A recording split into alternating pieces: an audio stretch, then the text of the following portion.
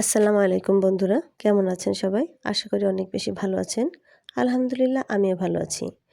আমি আবারও হাজির হয়েছি আপনাদের সামনে একটা নতুন ভিডিও নিয়ে, প্রতিদিনের মতোই। তো রান্না তো নয় শুধু, কারণ একটা সংসারে তো শুধু রান্নাই নয়, বিভিন্ন অনেক কাজ থাকে। তো সবকিছু তো শেয়ার করা সম্ভব না আর দেখানো সম্ভব না। তো যতটুকু পারি ততটুকু আপনাদের সাথে শেয়ার করার চেষ্টা করি। তো ভালো লাগে প্লিজ চ্যানেলটি সাবস্ক্রাইব করবেন এবং আমার পাশে থাকবেন। তো শুরুতেই বলবো একটু ভিডিওটা বড় হচ্ছে, তো সম্পূর্ণ ভিডিওটা দেখার অনুরোধ রইল। তো আমি রান্না বসিয়ে দিয়ে এসেছি, মাছটা কেটে ধুয়ে পরিষ্কার করে। এদিকে দেখুন আমার মেয়ে স্কুলে চলে গেছে, ওর পরীক্ষা চলছে, তো ওর রুমটার কি একটা নাজেহাল অবস্থা হয়ে রয়েছে। যেমন কালকে ছাদ থেকে কাপড় আনার পর সেগুলো কালকে আর গুছানো হয়নি, সেভাবে রাখা হয়েছে।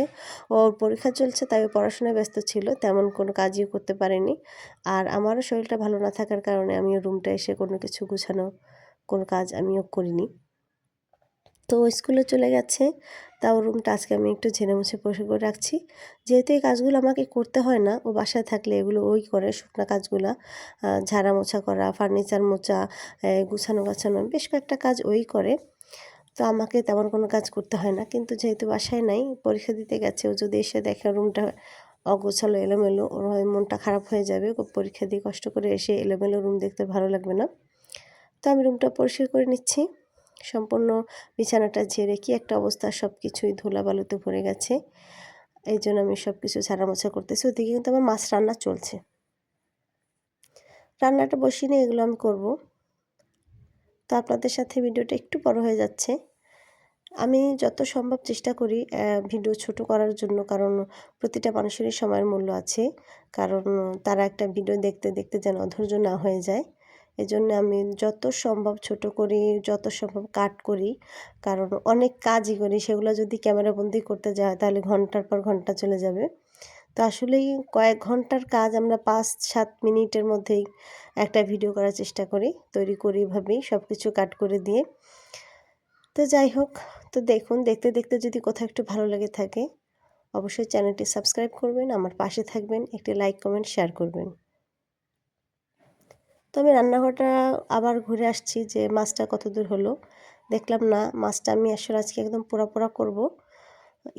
আরেকটু সময় লাগবে রান্না হতে। ততক্ষণে ভাবলাম তাহলে ঘরটা ঝাড়ু দিয়ে একেবারে রুমটা বন্ধ করে দিয়ে আমি বের হয়ে যাই। কেননা রুমটা খোলা থাকলে আবারও বারবার ঢুকবো, আসবো, আবারও একই পরিমাণ ময়লা হয়ে যাবে। তো যাই হোক, এই তো দেখুন আমার মেয়ের রুমটা, পড়ার টেবিলটা আমি গুছিয়ে ফেলেছি। এখন আমি আবার রান্নাঘরে যাব। যেয়ে দেখলাম যে এই যে দেখুন রুমটা পরিষ্কার করে রান্নাঘরে চলে গেছি। মাছটা এখন হয়নি, আমি কড়াইটা ঘুরিয়ে ঘুরিয়ে একেবারে একটু পোড়া পোড়া করে ফেলেছি, মশলাটা যাতে একদম কড়াইয়ের মধ্যে লেগে যায়, এতে করে খেতে খুব ভালো লাগবে। এই যে আমার মাছটা হয়ে গেছে, আর বেশিক্ষণ রান্না করতে হবে না। মাছটা রান্না শেষ করে আমি চুলায় ভাজি বসিয়ে দেবো। আমি এখানে পাতাকপি, শালগম, আলু এসব কিছু মিলিয়ে বড় একটা ভাজি করব। ভাজিটা আমাদের ঘরে সবাই অনেক বেশি পছন্দ করে, এজন্য ভাজিটা করলে আমি বেশি থাকলেও একটু বেশিই করি। ভাজিটা বসিয়ে দিয়ে এসেছি, এদিকে খাবার টেবিলটা অনেক ময়লা হয়ে আছে। তা খাবার টেবিলটা একটু ভালো করে মুছে পরিষ্কার করে, যেহেতু এখন দুপুরে সবাই খাবার খাবে, এটা পরিষ্কার করে রেখে আমি আবার রান্নাঘরে যেয়ে দেখি ভাজিটা কত দূর হলো। ভাজিটা এখনও হয়ে গেছে, প্রায় অল্প একটু বাকি আছে। এই তো আমার ভাজিটা হয়ে গেছে। এখন আমার বাচ্চারা তো মাছ খাবে না, তাদের অনেক বাহানা আছে, এই মাছে নাকি গন্ধ।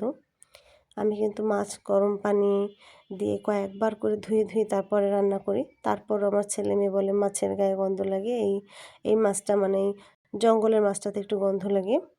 তো আমি এই জন্য ওদের জন্য 2টা ডিম, 2 ভাই বোনের জন্য 2টা ডিম ভুনা করব। ডিম দুটো ওদের জন্য, আর ডালও রান্না করেছি, অবশ্য এটা ভিডিওতে দেখানো হয়নি। এই তো ডিম আমি দিয়ে দিয়েছি মশলার মধ্যে। ডিমটা ছেড়ে দিলে ওরা আবার খেতে চায় না, তাই একটু পোচ করে তারপরে ডিমটা ভুনা করলাম। এই তো আমার রান্না প্রায় শেষ। এই যে ডিম ভুনা, ভাজি এবং মাছ। কেমন হয়েছে বন্ধুরা? খোদা হাফেজ, ভালো থাকবেন সবাই।